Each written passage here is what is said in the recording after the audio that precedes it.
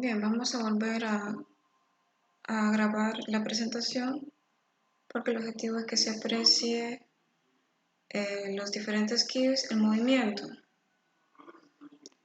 Entonces vemos diferentes tipos de motor de Stirling.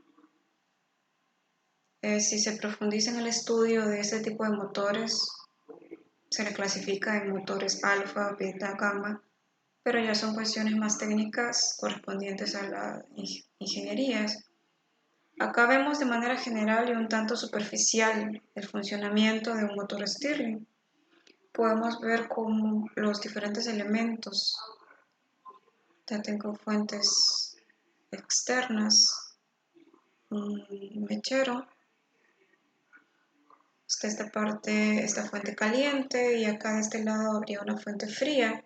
Tengo los dos pistones moviéndose de esta forma, están acoplados mecánicamente. Este es un tipo de motor Stirling. Luego podemos verlo de esta otra forma, que se parece a lo que está en el libro. Está en un lado, en un lado y al otro, acoplados de esta forma.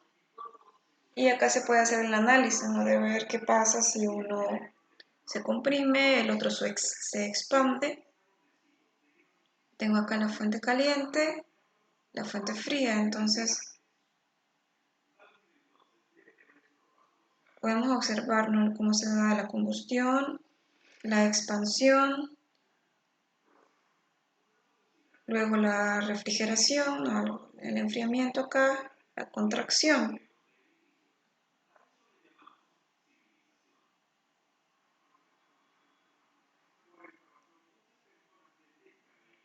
Otro tipo de motor de Stirling, otra disposición sería esta, ¿no? Acá tengo el pistón, acá tengo el otro pistón y acá abajo tengo la fuente caliente, acá tengo la fuente fría.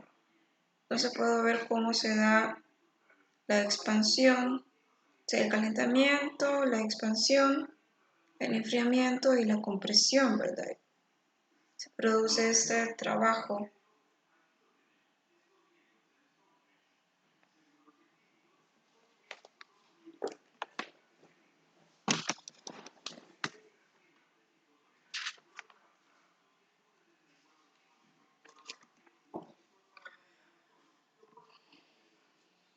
Podemos ver este último tipo de motor de Stirling, cómo están acoplados de esta forma y la compresión y la expansión del gas. Entonces lo que se decía en la presentación anterior es que tomamos siempre estos colores, el rojo es caliente y el azul es frío, ¿no? Entonces caliente es H, QH, hot, y frío es QC, ¿verdad? Cool. Esto para tener en la mente lo que está en el libro en comparación con lo que está en otros lados. Entonces, si tomamos este esquema, que es igual al que está en el libro, está a colores y con diferentes puntos acá a este punto le llaman 1 y en el libro le llaman a este punto 1, ¿verdad? No importa, simplemente nos ubicamos en un punto, le llamamos inicial y después vamos estudiando todo hasta llegar a ese mismo punto. Estudiar todo el ciclo cerrado, ¿no? De ciclo de inicio a fin. Entonces vemos cómo acá esto es el calor absorbido, sería hot, porque está en rojo, y este es el calor desprendido, cedido, está en azul, pues cool. Entonces lo que decíamos en la presentación anterior, estudiábamos el movimiento que vimos antes, lo podíamos ir estudiando, ¿no?, y darnos cuenta que en resumen acá son dos procesos isocóricos y dos procesos isotérmicos. Entonces en los procesos isocóricos no se da una transferencia de calor neta, únicamente en los procesos isotérmicos. ¿verdad? Entonces esta, según la notación del libro, este va a ser QH y este va a ser QC. Y eso, como no es una transferencia neta, pues no se toman en cuenta. Esta imagen que está acá, este GIF que está acá, es un resumen. Creo que acá ya se va a poder ver el movimiento del GIF en esta grabación. Y prácticamente mirarlo y describir lo que pasa es un resumen de lo que se encuentra en el libro. Entonces vemos cómo todo lo que va ocurriendo en un proceso isotérmico lo podemos ir viendo acá. Se absorbe calor, ¿sí? Se absorbe calor justamente en este punto, ¿no? Como pueden ver ustedes, acá se absorbe calor, luego acá se cede el calor, ¿no? Entonces, cuando pasa justo por las isotermas, se observa la flecha acá del calor, indicándolo. Entonces el aire recupera la energía, el aire se expande, el aire pasa de un cilindro al otro y luego se comprime el aire frío. Así una y otra vez.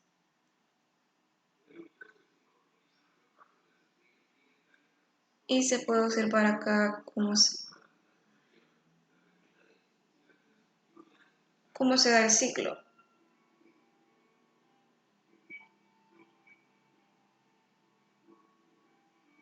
Bien, entonces lo que decíamos luego en la grabación anterior es que esto es para un motor de Stirling ideal. Lo que ocurriría para un motor real es esto, ¿no? Stirling real. En resumen, el resultado neto del ciclo del motor de Stirling es la absorción del calor QH a alta temperatura θH, ¿sí?, de la fuente caliente, y la cesión de calor QC a baja temperatura θC y la producción de trabajo QH-QC al exterior, sin transferencia neta de calor resultante de los dos procesos a volumen constante, ¿verdad? Entonces, por eso acá en el libro no señalan esos dos procesos, porque no es una transferencia neta. Y pues, ¿qué es un motor de Stirling ideal? Lo mencionamos antes. El gas contenido en el cilindro es ideal, no hay fuga de gas, no hay transferencia de calor a través de las paredes del cilindro, no existe conducción de calor a través del regenerador y no hay rozamiento. Estas idealizaciones se pueden llevar a cabo en la práctica, pero siempre algo de calor QC sería cedido a la temperatura más baja y por consiguiente no podría convertirse en trabajo todo el calor suministrado. Entonces no se puede convertir íntegramente todo este calor QH en trabajo. Por muy ideal que se, incluso en este motor de Stirling, que es ideal, hay el, el calor se transfiere siempre una parte al entorno. Vemos ahora el otro tipo de motor de combustión externa, que es la máquina de vapor. Entonces tenemos acá un GIF donde podemos visualizar las diferentes partes de esta máquina de vapor. Tenemos acá la caldera, un cilindro y pistón. Tenemos que dentro de ese cilindro hay vapor caliente, luego ese vapor se enfría y luego acá tenemos la salida, ¿no?, y está acá a presión atmosférica.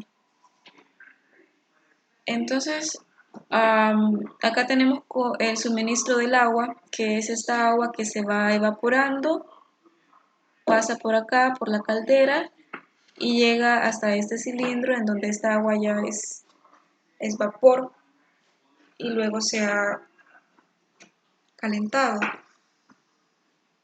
Todo ese proceso se describe mediante este diagrama presión-volumen que vemos acá. Si lo describimos,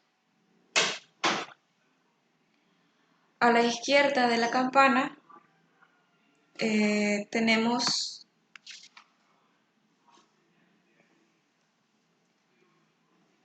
estado líquido, ¿verdad? Estaríamos en este punto, es agua. A la izquierda de la campana tenemos estado líquido, que apenas varía su volumen cuando se calienta o se aumenta su presión, ¿verdad? Como ya vimos en la unidad 2, en la unidad 1, por su característica, apenas varía su volumen cuando se calienta o se aumenta la presión. Por eso estas líneas isotermas son casi verticales, estas líneas acá. Luego, a la derecha de la campana, acá, a la derecha de la campana tenemos vapor que se comporta como un gas, por lo que las líneas isotermas son similares a las de los gases ideales. Entonces acá ya pasó por este proceso y el agua se ha convertido, ese cambio de fase, a vapor. Dentro de la campana, el líquido se está evaporando, ¿no? Está pasando acá todo esto, el líquido se está evaporando y las líneas de temperatura constantes son horizontales. Esto es debido a que, dada una presión, el calor que se le aporta al fluido no se emplea en elevar la temperatura, sino en la evaporación.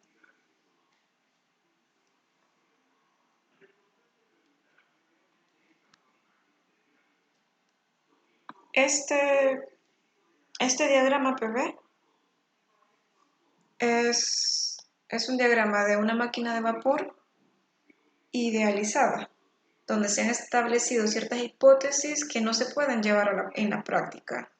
No se pueden llevar, no es como en el motor de Stirling ideal, que sí se pueden ir consiguiendo alcanzar esas condiciones ideales. Acá en este diagrama se han hecho ciertas hipótesis que no se pueden llevar en la práctica y entonces a esto se le da un nombre especial de ciclo Rankine, que es un motor que es una máquina de vapor que no existe realmente, pero que sirve para estudiar a las que sí existen. Por medio de este ciclo Rankine se puede estudiar el comportamiento real de, por ejemplo, de una central térmica. Vamos a describir eso.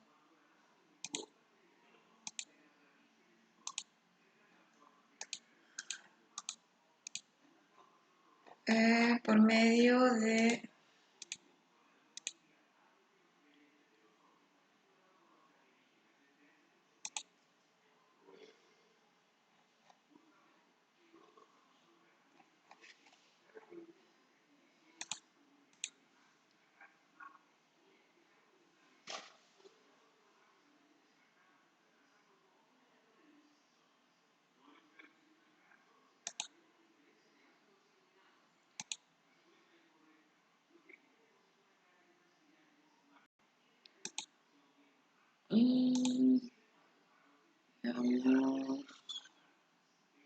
no, ¿dónde está?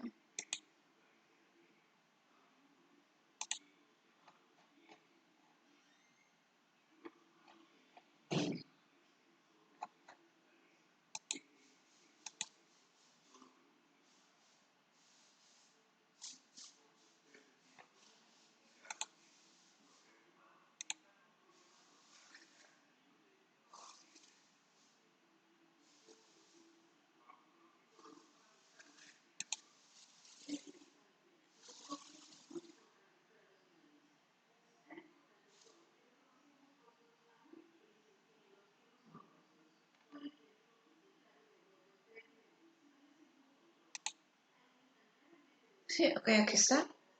Vamos a estudiarlo acá. Vamos a visualizarlo.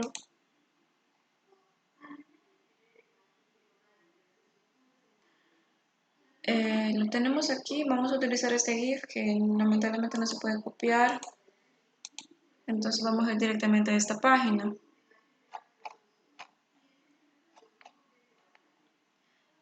Bien, en esta página vemos acá de una forma bastante didáctica el ciclo Rankine. Entonces tenemos aquí el diagrama PV, que se describió brevemente antes, no la parte que está a la izquierda, a la derecha y lo que está dentro, que está pasando en esta campana que se forma acá, en esta curva. Entonces vemos en el proceso 1-2 se aumenta la presión del líquido. Como puedo ver aquí, 1-2. Se aumenta la presión del líquido sin pérdida de calor mediante un compresor o bomba al que se aporta un pequeño trabajo. Ese trabajo es aplicado al compresor o bomba, ¿ok? No acá al sistema. Es isocórico. De 1 a 2 vemos que es isocórico. Mediante un trabajo externo realizado por un compresor o bomba se eleva la presión, pero el volumen se mantiene constante y es acá un proceso isocórico, como podemos ver, de 1 a 2. Luego, de 2 a 3 es una transmisión de calor hacia el fluido de trabajo a presión constante en la caldera. Con este calor se evapora todo el líquido y se calienta el vapor hasta la temperatura máxima. Acá de manera directa o de una forma un tanto simple analizan todo lo que le pasa a la fase líquida vapor y luego que toda esa fase, todo el líquido se convierte en vapor y como ese vapor luego se calienta. Todo no se explica a detalle como lo hacen en el libro, sino que únicamente dicen, bueno, es un proceso isobárico de 2 a 3, es una transmisión de calor hacia el fluido, de, de trabajo a presión constante en la caldera. Y con este calor se evapora todo el líquido y se calienta ese vapor hasta la temperatura máxima. Entonces vemos cómo en el proceso de 2 a 3 pasa el agua, pasa acá por la caldera, aquí se comienza a evaporar, hay una fase líquido-vapor, luego esa fase desaparece y todo el líquido se convierte en vapor hasta que llega al punto 3, digamos que sería acá, y la temperatura es máxima. Entonces es en esta parte en donde esta caldera es la fuente caliente la que hace que el sistema absorba calor. ¿Sí? Acá lo vemos señalado. Sería este Q-hot. ¿Está? Perdón, acá esto. En el libro lo que hace es detalladamente explicar todo este proceso de 2 a 3. Entonces divide este proceso isobárico en tres pequeños procesos, obviamente isobáricos. O sea, prácticamente describe lo que pasa acá. Describe qué es lo que pasa acá. En toda esa trayectoria va describiendo en el libro. Luego de 3 a 4, la expansión, se da una expansión, se realiza de forma diabática, el vapor realiza un trabajo en la turbina desde la presión de la caldera hasta un valor bajo de presión al cual se transfiere el vapor al condensador. Entonces vemos acá esa expansión adiabática y finalmente en el proceso de 4 a 1 consiste en refrigerar el vapor de trabajo a presión constante en el condensador hasta el estado líquido para iniciar de nuevo el ciclo. Entonces ese vapor se enfría hasta que pasa de fase, se condensa de la fase vapor a la fase líquida y vuelve a comenzar. Es en ese proceso de condensación, es en ese cambio de fase que se desprende el calor, que sería este Q,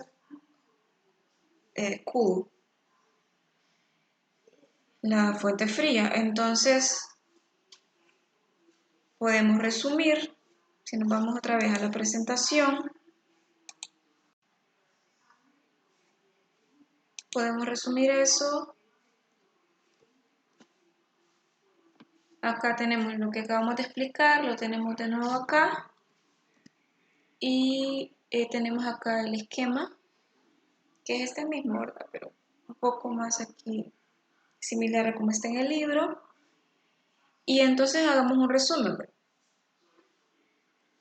Vemos que en los dos procesos isobáricos se da la absorción del calor y el desprendimiento del calor.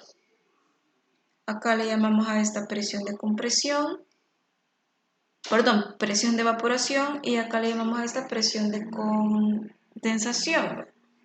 En esos cambios de fase se da la transferencia de calor. Vamos a describir según como lo dice el libro, ¿verdad? Para ver qué es lo mismo. De 1 a 2 es la compresión adiabática. Aquí sí coinciden. Sí, de 1 a 2 coinciden los números. Es la compresión adiabática del agua hasta la presión de la caldera. Durante este proceso solo tiene lugar un cambio muy pequeño de temperatura, de 1 a 2. Luego, de 2 a 3 es el que se divide acá en diferentes, de 2 a 3, de 3 a 4 y de 4 a 5. Estos puntos 3, 4 y 5 están en esta línea, ¿verdad? En esta línea horizontal. O sea que acá ya no corresponden estos números, pero lo vamos entendiendo. Entonces, de 2 a 3 hay un calentamiento isobárico del agua hasta el punto de ebullición, ¿verdad? Aquí no se ha convertido todavía en vapor. Solamente se está calentando isobáricamente hasta llevarlo a este punto de ebullición. Luego de 3 a 4, que sería por acá en algún punto de esta línea horizontal, hay una vaporización isobárica e isotérmica. Como recordemos, en el cambio de fase la temperatura es constante, entonces el agua se convierte en vapor saturado. Y de 4 a 5, que en este caso 5 para nosotros sería este 3, hasta este punto máximo de temperatura máxima que se mencionaba antes, hay un calentamiento, un recalentamiento isobárico del vapor, convirtiéndolo en vapor recalentado a una temperatura de la fuente caliente, ¿no? De esta fuente, θH. Entonces, estos tres procesos están en esta línea horizontal, se dan a presión constante. Luego, de 5 a 6, que en nuestro caso sería de 3 a 4, siguiendo acá en este esquema, hay una expansión adiabática del vapor hasta vapor húmedo, y finalmente de 6 a 1, en nuestro caso sería acá en este diagrama de 4 a 1, hay una condensación isobárica e isotérmica del vapor, convirtiéndolo en agua líquida saturada a la temperatura de la fuente fría, ¿no? θC, acá. Y comienza a empezar todo otra vez. Entonces, en resumen, tenemos lo que ya dijimos antes. En estos dos procesos isobáricos se da la transferencia de calor. Ahora, durante la condensación de agua, siempre se va a desprender calor, QC, no puede ser nulo, y por consiguiente el calor QH absorbido, suministrado, no puede convertirse íntegramente en trabajo. Ahora podemos pasar de una vez a estudiar los motores de combustión interna. Sí, podemos estudiar los motores de combustión interna, y pues el funcionamiento de estos motores se da por medio de 6 procesos, 4 de los cuales requieren movimiento de pistón y se denominan carreras. Entonces tengo una carrera de admisión, carrera de compresión, ignición, carrera de expansión, apertura de la válvula de escape y carrera de escape, que ustedes pueden ir a ver en el libro. Ahora, estos procesos,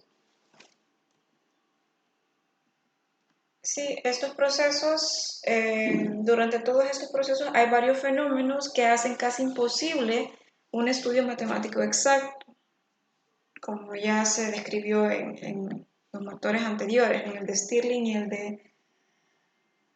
y en la máquina de vapor. Entonces acá también existen un montón de variables que hacen muy difícil el estudio exacto. Entre ellos se encuentran el rozamiento, la aceleración, la pérdida de calor por conducción, la reacción química entre el vapor de gasolina y el aire. Entonces, prescindiendo de estos efectos perturbadores, se tiene una simplificación útil aunque excesiva. Con ello se tiene un tipo de motor de gasolina idealizado que realiza un ciclo conocido como ciclo Otto. Entonces, el comportamiento aproximado de este motor de gasolina puede obtenerse suponiendo el siguiente conjunto de condiciones ideales. Primero, la sustancia que trabaja es en todo instante aire, que se comporta como un gas ideal de capacidades caloríficas constantes. 2. Todos los procesos son cuasiestáticos. 3. No hay rozamiento. Y sobre la base de estas hipótesis se establece el ciclo Otto normal del aire y se compone igualmente de 6 procesos sencillos de un gas ideal que se presentan en un diagrama PV. Podemos ver esos seis procesos, esas 6 carreras acá en este GIF.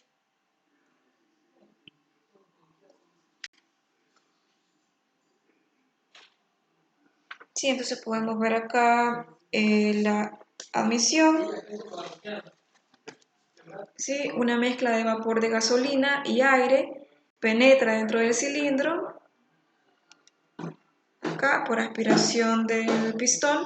La presión del exterior es mayor que la de la mezcla en cantidad suficiente para producir aceleración y vencer el rozamiento.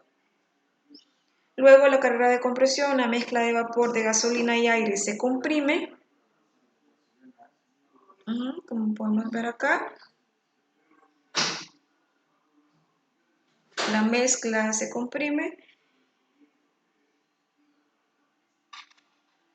y de manera que su presión y temperatura se elevan considerablemente y esto se lleva a cabo durante la carrera de compresión del pistón, en la cual se producen rozamiento, aceleración y pérdida de calor por conducción. Luego la ignición, mediante esa chispa eléctrica, se provoca la combustión rápida de la mezcla caliente y los productos resultantes de esa combustión alcanzan una presión y temperatura muy elevadas, pero el volumen permanece constante, entonces el pistón no se mueve durante este proceso. Luego la carrera de expansión, los productos se expanden, los productos de la combustión se expanden, empujan el pistón hacia afuera, experimentando así una caída de presión y de temperatura. Durante esta carrera, el pistón realiza trabajo y en ella también se producen rozamientos, aceleración y conducción de calor. Luego, a la apertura de la válvula de escape, al final de la carrera de expansión, todavía están a temperatura y presión superiores a la del exterior, entonces una válvula de escape permite la salida de parte del gas hasta que la presión es la atmosférica. Y durante ese proceso el pistón no se desplaza y finalmente la carrera de escape. El pistón expulsa fuera del cilindro casi todos los productos de la combustión, ejerciendo una presión suficiente, mayor que la exterior como para producir aceleración y vencer el rozamiento. Entonces,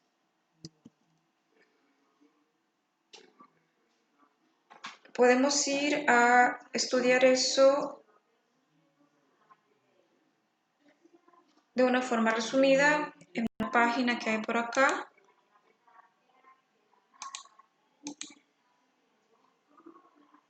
Acá, ciclo Otto.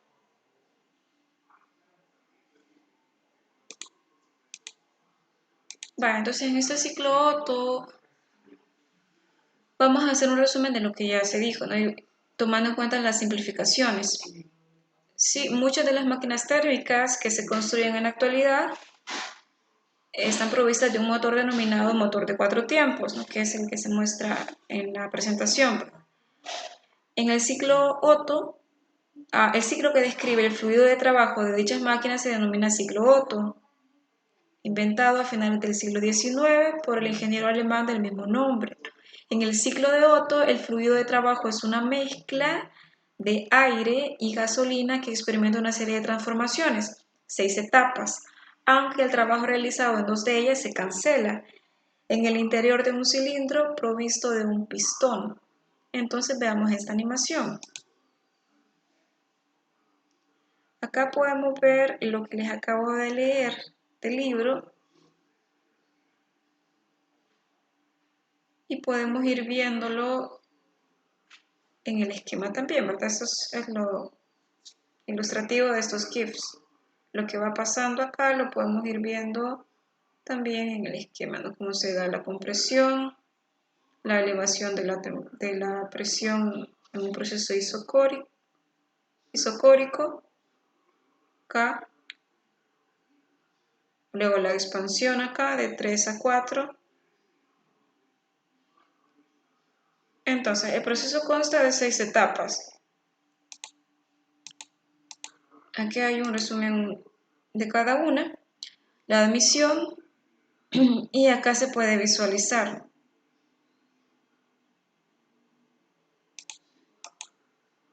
Acá podemos ir viendo. Así, la válvula de admisión se abre. Acá, esta válvula de admisión se abre, permitiendo la entrada en el cilindro de la mezcla de aire y gasolina. O sea, aquí se va abriendo. Al finalizar esta primera etapa, la válvula de admisión se cierra. El pistón se desplaza hasta el denominado punto muerto interior. En otros libros tienen otros conceptos más técnicos.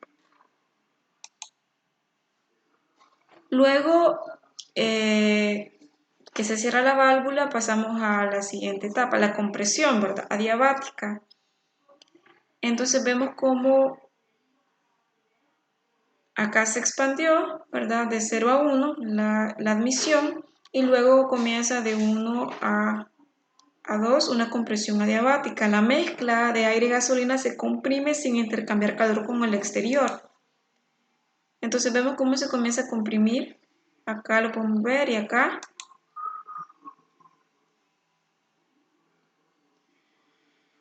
La transformación, como no se intercambia calor, es por tanto, y utilizan esta palabra, isentrópica. La posición que alcanza el pistón se denomina punto muerto superior. Entonces acá abajo era punto muerto inferior y acá arriba va a ser punto muerto superior. Entonces llega hasta ese punto, justo ya casi va a llegar acá. El trabajo realizado por la mezcla en esta etapa es negativo, ya que ésta se comprime. Luego, justo cuando llega acá, se da una explosión, la bujía se activa, salta una chispa, que es la ignición, ¿verdad? Y la mezcla se enciende. Durante esa transformación, la presión aumenta a volumen constante. Entonces, llegado a ese punto acá, se da la ignición y la presión comienza a aumentar acá, hasta llegar a 3, a volumen constante. Luego se da una expansión adiabática. Podemos ver, acá está un volumen constante, todo esto, a este volumen 2, pero luego se comienza a expandir de volumen 2 acá hasta acá, volumen 1, adiabáticamente. Entonces podemos ir viendo cómo se va expandiendo. La mezcla se expande adiabáticamente. Durante este proceso, la energía química liberada durante la combustión se transforma en energía mecánica, ya que el trabajo durante esta transformación es positivo. Luego, llegado a este punto, hay un enfriamiento isócoro. Sí, de 4 a 1.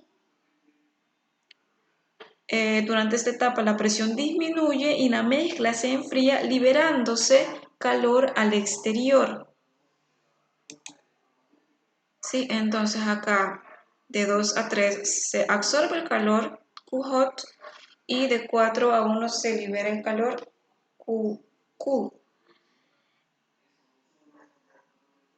Luego, finalmente, el escape. La válvula de escape se abre, expulsando al exterior los productos de la combustión. Al finalizar esta etapa, el proceso vuelve a comenzar. Se abre acá la válvula, escapándose todo y ya vuelve a comenzar. Entonces vean cómo acá, utilizando esto GIF, puede que les quede un poco más claro todos estos procesos.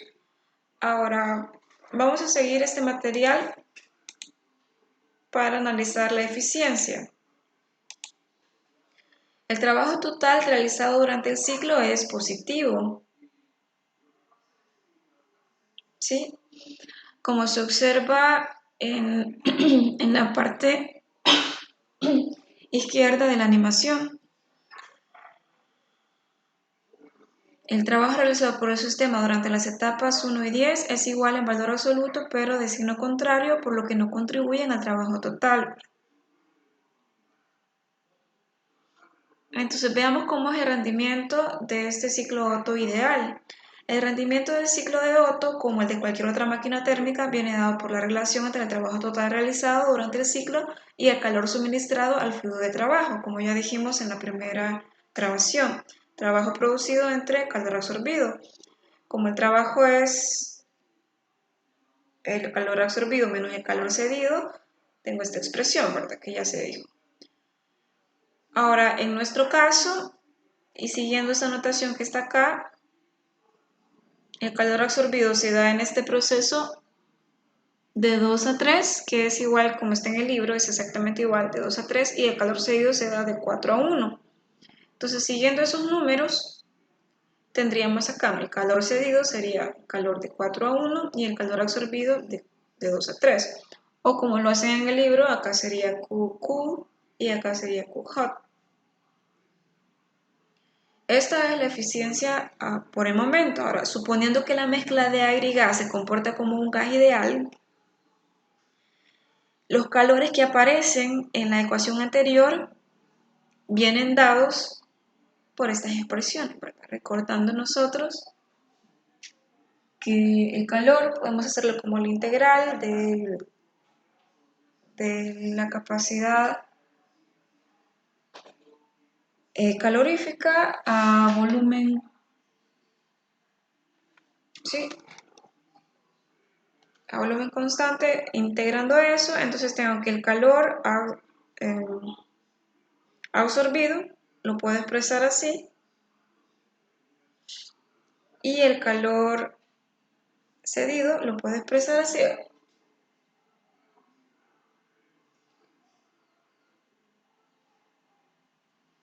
Estoy suponiendo que la capacidad calorífica es constante también, como ya se dijo. Esto lo podemos hacer así porque recordemos que las transformaciones son isócoras. Sustituyendo la expresión del rendimiento, sustituyendo estos dos trabajos acá, Q23 y Q41, el de absorbido y el cedido, sustituyéndolo y simplificando, llego a esta expresión, que la eficiencia es igual a 1 menos la temperatura 4 menos la temperatura 1 entre la temperatura 3 menos la temperatura 2. Y esta expresión es exactamente igual a la que está en el libro, en vez de T es teta, ¿verdad? Ahora, las transformaciones 12 y 34, estas transformaciones acá son adiabáticas. La compresión adiabática y la expansión adiabática. Entonces, esas expresiones son adiabáticas y recordando de lo que vimos en la unidad anterior, lo podríamos expresar de esta forma. Temperatura 1, volumen 1, elevado a esta constante, ¿verdad? La compresión gamma menos 1 igual a la temperatura 2, volumen 2, elevado a la gamma menos 1. Y para la siguiente transformación adiabática quedaría de esta forma. Temperatura 4, volumen 1, temperatura 3, volumen 2. Ahora, puesto como son procesos isócoros, volumen 2 es igual a volumen 3 y volumen 4 es igual a volumen 1, entonces podemos sustituir y restando llegaríamos a esta expresión. Restando esto de esto, temperatura 4 menos temperatura 1 por el volumen 1, sin K más menos 1, igual a temperatura 3 menos temperatura 2, el volumen 2 elevado a la K más menos 1. Restando esto de esto. Entonces de acá puedo observar, T4 menos T1 se está multiplicando, pasa a dividir, T3 menos T2, este es volumen 2 y este es volumen 1. ¿Sí? La relación entre volúmenes V1 y V2 se denomina relación de compresión y se denota por R. Sustituyendo una expresión de rendimiento, entonces vemos que esto T4 menos T1 está acá, T3 menos T2 está acá. Puedo sustituir en la eficiencia, entonces me quedaría que la eficiencia es igual a 1 menos la relación de compresión R elevado a la gamma menos 1. El rendimiento expresado en función de la relación de compresión, como dice acá es V2 entre V1 y V1 entre V2 es R, quedaría así, 1 entre R. Cuanto mayor sea la relación de compresión, mayor será el rendimiento del ciclo de Otto. Eso podemos concluir.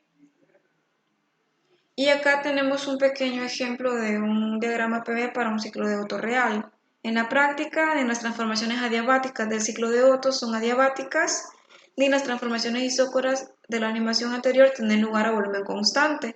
En la siguiente figura se ha representado un esquema del ciclo real de Otto superpuesto por el ideal con el ideal analizado en las secciones anteriores.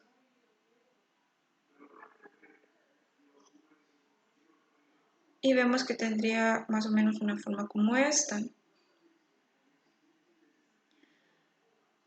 Bien, ahora mencionemos el motor diésel. Tenemos acá el diagrama que ya vimos, que ya estudiamos, del ciclo Otto normal del aire, y acá tenemos a la par el ciclo diésel normal del aire. Entonces vemos que todo es muy similar, únicamente esta línea vertical de 2 a 3, que es un proceso isocórico, en donde se absorbe el calor. Acá es un proceso isobárico. Entonces, al hacer ese cambio, estaríamos estudiando el ciclo diésel normal del aire.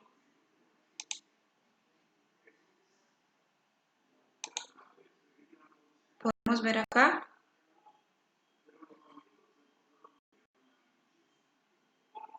en esta GIF la expansión a presión constante ahora, ya no de E a A, podemos ir analizando de E a A, una expansión a presión constante, luego de A a B hay una compresión adicional